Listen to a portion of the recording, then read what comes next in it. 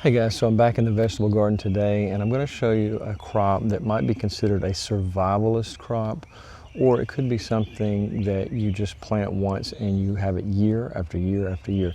This is a crop that will just keep going on and on, probably as long as you own your garden, but it is one of those crops that just produces and produces and produces. So I'm going to show you a lot of tips on this, how to grow it and why you should absolutely have it in your garden. But here's the key point about this crop is no one grows it. So it's kind of interesting that very few people have heard of and almost no one grows it. So let's head into the greenhouse and I'll show you everything I know about this very interesting crop that you can bake, you can fry it, you can make it into a meal, you can have it as a snack. So I would highly recommend you adding it to your garden this year.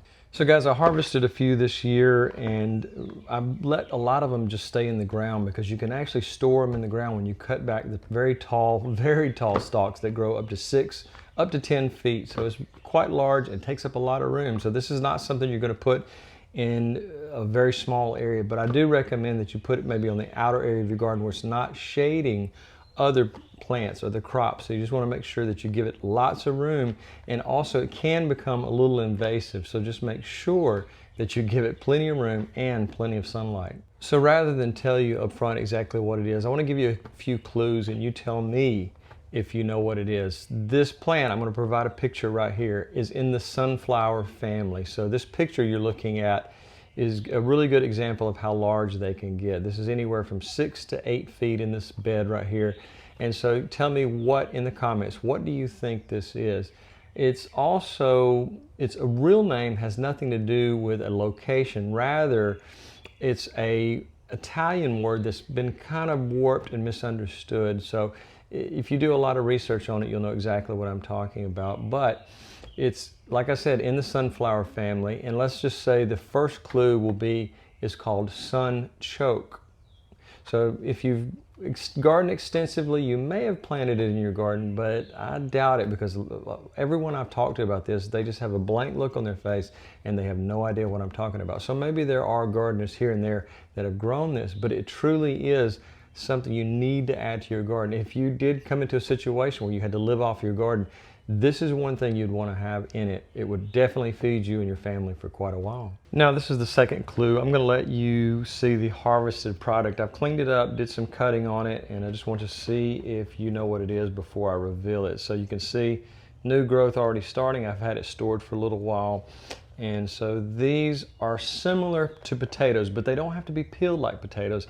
And in another way, they are better for diabetics because there's an ingredient, I think it's inulin, inulin or something like that, that's supposedly good for diabetics. Now, I'm not a doctor and I've never researched in depth, but I have heard these are better for you than potatoes, which contain starches, which are not good for diabetics. So there's your good look. Let me see if I can get that a little bit more in focus, and you tell me what you think this survivalist or plant once and harvest forever crop is. So there's a pretty good close-up of it. Now the third clue is I'm going to give you an indication of what these taste like. This kind of a nutty, sweet flavor, unlike the potato. So it's a little bit sweeter, maybe a little bit more like a sweet potato, but not really. So these are totally different from your standard russet potatoes and your just normal red potatoes. They have a sweet flavor to them and a little bit, like I said, a little bit of nutty flavor. So that's the third and last clue. But these I will be growing for many years in this garden, and I recommend you do the same. So let's move on and I'll reveal exactly what these are and how to grow them and how to have the most success growing them forever in your garden. So I'll reveal the name of these if you haven't already figured it out or guessed it, or maybe you're one of those rare people that actually do grow these, but it is the Jerusalem artichoke. And the word Jerusalem has nothing to do with the location of where they're native to. These are actually native to North America, and they're going to need anywhere from 6 to 8 hours of sunlight each day. I always recommend, if you're starting a new garden or new planting area in your yard, you can use one of these sun calculators. It's got a little stake in there with it. This one goes back in the box after I'm through with it because I only use this when I'm starting a new bed in a new location. It's battery operated, and it'll sit outside for 24 hours, and it will measure the sunlight in any particular spot. It'll tell you whether or not you've got too much shade or just the right amount of sunlight, depending on the item you're planting. So I always recommend these sun calculators if you're not sure, because a lot of times when we're going to work, we don't know what's happening in our yard. There could be shadows from a house or a large tree. So I always recommend that. So remember, to grow the Jerusalem artichoke, 6 to 8 hours of sunlight. Now, as I said previously, these get quite large in their beds. They grow anywhere from 6 feet up to 10 feet in height, and they can grow the same distance underground through the tubers. So you need to make sure wherever you're planting this, it's going to be in an area that's going to allow it to spread out.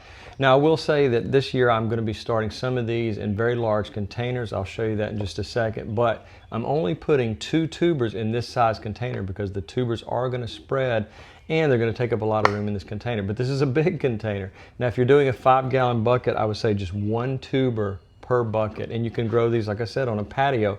But remember, they do require moist soil, but not soggy soil. And I'll show you a little device that I've got that helps me monitor it from time to time. So guys, if you're going to grow this on a patio or a back deck area, I would recommend something this size. Although a 5-gallon bucket will work, it's going to run out of room very quickly, and you want these tubers to form in a lot of soil areas. So I purchased one of these from my local hardware store, and they're a little bit pricey, but what I do is I drill holes in them and I can use it year after year. They're very durable.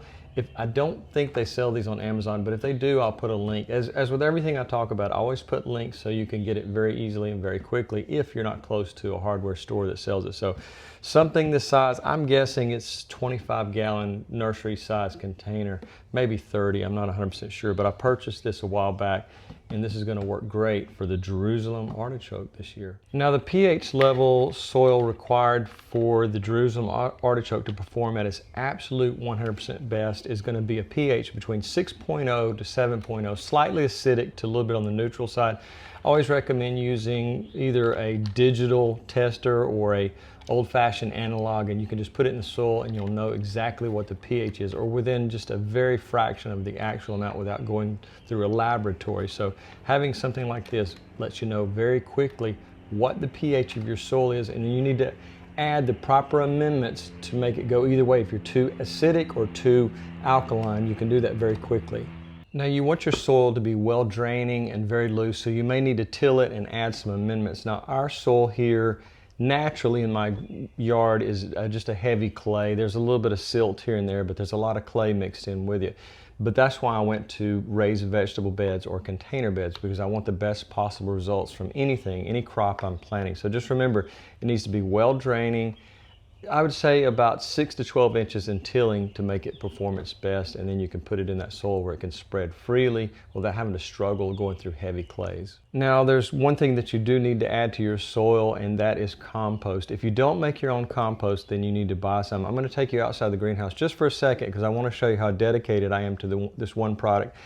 I feel like this product, for me, when I don't have enough compost, is really a magical product almost, because it works so well. I've tried it everything from fruit trees to vines to flowers, anything you can imagine. I even mix it in with my bonsai soil from time to time. So I'm going to take you over to that and let you take a quick look at it and give you a quick description of why I love it so much. So guys, this is Black Cow composted manure, and I don't know how many bags are left, but this pallet size that I had ordered and shipped to my house was actually double this size. So this year in my garden, I've actually used 50% of what was here. So this is only half of what I started with.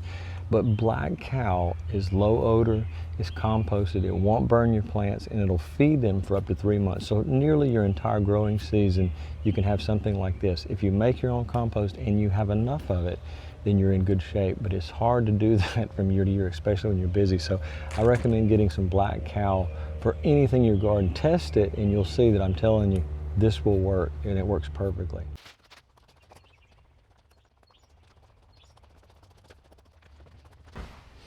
So I wanted to show you that just to show you how much I really do believe in Black Cow. It's just not a product. They never sponsored me. I've never received $1 for them or a coupon or anything else, which I wouldn't be opposed to, because it's not the cheapest product around, but I can tell you it's a lot better. I don't want to call out another brand that I think is not good, but I've been making my own soil for a while, and I'll link that video right here. But I think some of those overpriced soils, don't do exactly what they're supposed to, which is help your plants reach their maximum potential. So I think that black cow mixed with a few other things. One is, if you notice, there were two other pallets behind it. That is called soil conditioner. It's ground pine bark. Now, the only place I found that is Lowe's. You may be able to find it somewhere else, but I can't remember the brand. It's something like Evergreen, I believe, is the brand. But anyways, I ordered a ton of that this year. I always cover all my vegetable gardens with that because I don't want the soil to dry out. I don't want the soil to be baked. So anyways, I think mixing the black cow and the Evergreen soil conditioner really helps the soil to be a little bit lighter so it can grow, those tubers can reach their maximum size. Also, I'd recommend adding a lot of bone meal. Probably, maybe that container I showed you earlier, I would add probably 2 cups to that container size, because this has more of the phosphorus than nitrogen. We want root growth with this. We don't necessarily want a lot of leafy growth. So we want to increase the sizes of our tubers and let them multiply as quickly as possible. So let's move back on to the hows and whys of growing Jerusalem artichoke. Now, the first question I think anybody would ask, well, where do I get these? I've never seen them at my local nursery. I haven't either. I haven't seen them at a hardware store. I've never seen them in the little packets where you buy all the various tubers of flowers and potatoes and things like that. I've never seen these at any store. Now, one place you might be able to get them, and this is a big if, is a organic food store. Sometimes you can buy these tubers at a place like that. Whole Foods, I don't know, I've never seen them there, but an organic food store might carry them. But I can tell you there's 2 places online I know carry them. One is Etsy, where I've bought some in the past just to upgrade or increase the number of tubers that I had so I could spread them throughout the garden. The other place is eBay, and if they sell them on Amazon, which I don't know if they do, but if they do, I'll look but when I'm editing this video and put a link in the description where you can order them and have them literally in 24 hours. Now, we're really past the ideal planting time, but it's still not too late because I'm still in the springtime, so you can do this really anytime up to, I would say, anywhere maybe 2 to 3 weeks before you have your first frost. But that's really late in the season because you want to really start as early as you can. And that would actually be a couple of weeks before your last frost. And if you want to know the last frost date for your zip code, just enter in last frost date. It'll pull up a form or maybe a website. You enter your zip code and it'll tell you the estimated last frost date. So you'll know exactly when is the best time to plant your Jerusalem artichoke or your sunchokes. Now, sometimes these tubers can be quite large, and I've actually already cut them to make more because I don't want to just plant one extra large tuber in a container or a garden area. I want to cut them. You want about 2 to 3 eyes maybe on each tuber that you put into your planting area so you can spread it out in the garden, because like I said, these grow really tall and they spread out underground really quickly. So just remember, you can cut, and also you may want to, just like you were doing a potato, you may want to give it 24 to 48 hours just to scab over before you plant it, and that might help with some potential issues that might come up when planting it from a freshly cut wound on your tuber. Now, about watering once you've put them in the ground, you want to keep the new tubers moist, and I showed you that earlier. The moisture is the pH meter, but it also has a moisture meter built into it, so you get kind of double duty with something like that. It makes it twice as valuable to gardeners. But you want the soil in the beginning not soggy, but you want it to be moist. And then as they grow, they can tolerate some drought. We have extreme droughts here sometimes in the southeastern part of the United States. So it's just one of those things. You don't want to let it completely dry out and struggle because it can slow the tuber growth. So just remember, in a period of extreme drought, you want to give it some water. And I've got a video about how to create just a tiny little micro irrigation. I'll put the link to that right here. But if you do have an irrigation system, that's great.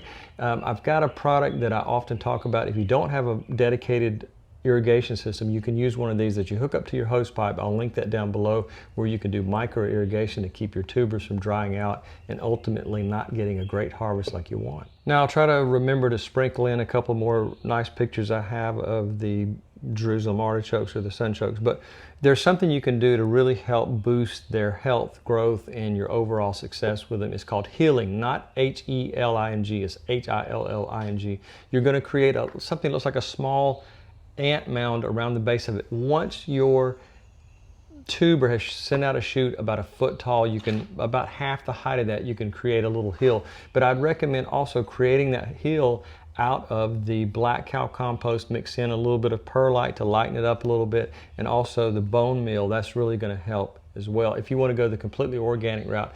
Now, Schultz makes a product, it is an extremely high phosphorus count, the NPK number. The P is what we're wanting for tuber growth, root growth, and really for flower production, but I'll put a link to those as well. I'm really happy with Schultz, even though it is a synthetic fertilizer.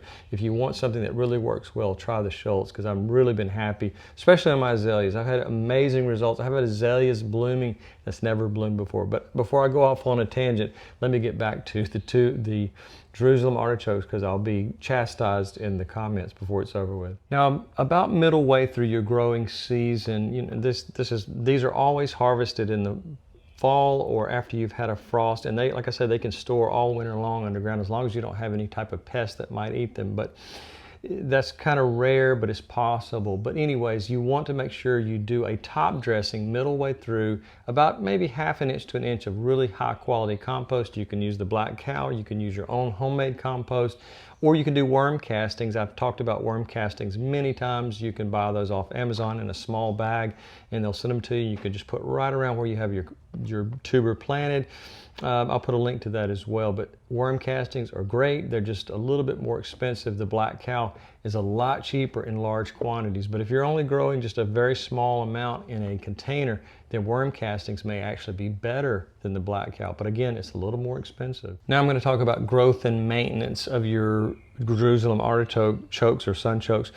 If you live in a windy area, you may need to stake them because they can tend to blow over in heavy winds. Now these little garden stakes you can buy, you can get them in bamboo, you get them in plastic like this, you can use a lot of different things. You can use reed or whatever you have handy. But anyways, you want to make sure you stake them if you do live in a high wind area because they can be blown over.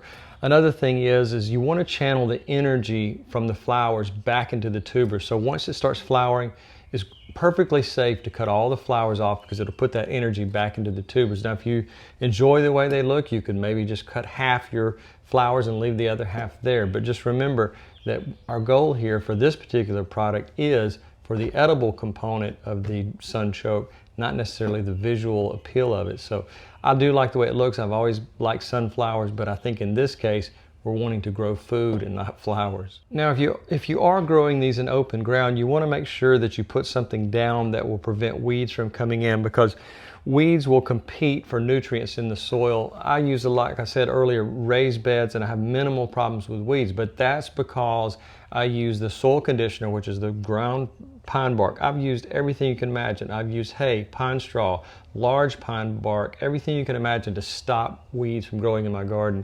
And the best thing I've ever found is the soil conditioner, the finely ground pine bark. I put it anywhere from a 1 to 2 inch layer, and the amount of weeding I've done in my garden has dropped by 95 to 99%. I may pull out an occasional weed as I'm walking through, but it really helps.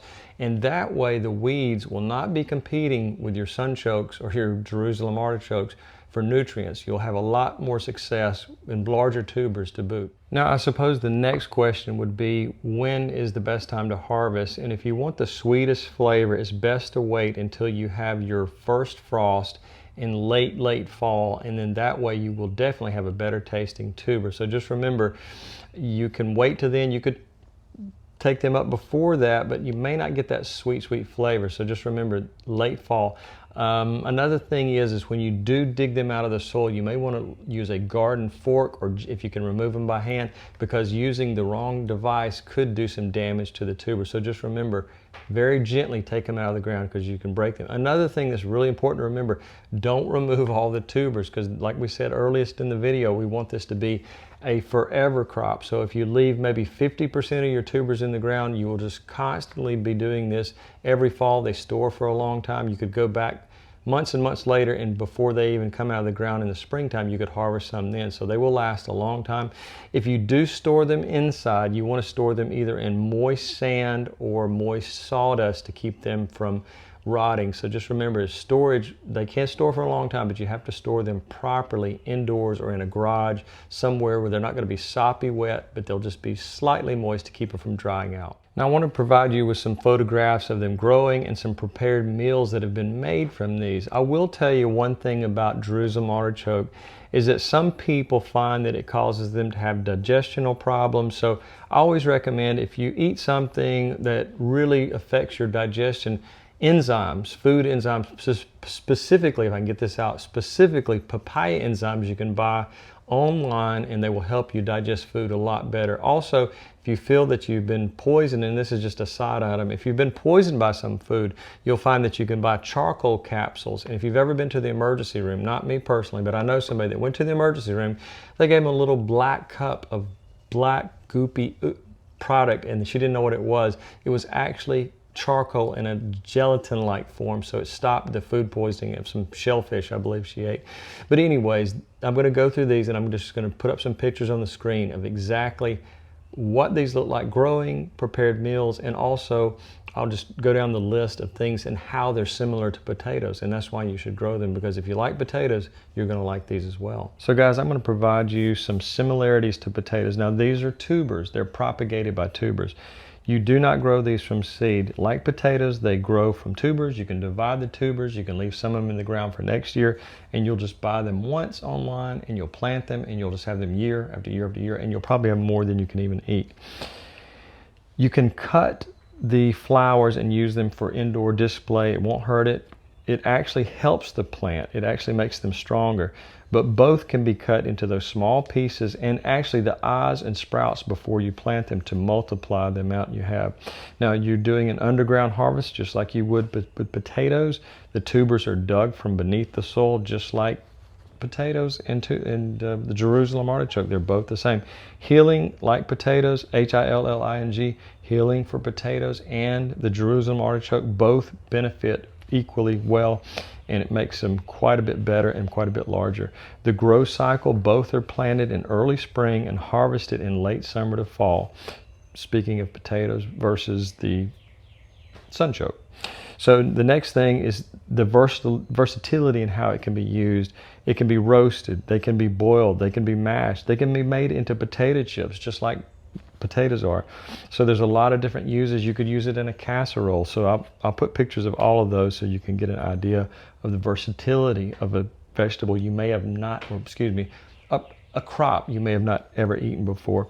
So mulching for storage, both can overwinter in the ground with mulch protection. If you live in a bitterly cold area, you may need to go to 3 to 4 inches of mulch, because depending how far down in the ground your soil freezes, you want to make sure that they don't freeze solid. So just remember, mulching is key if you have a brutal winter area.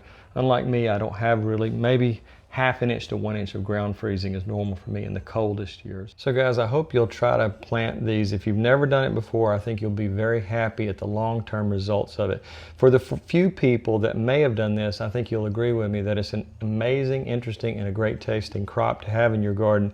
And it's just a carefree product. There's minimal effort to having success with this. So if you have any questions about this video or any previous video, I hope you'll become a public subscriber first, because I get so many comments.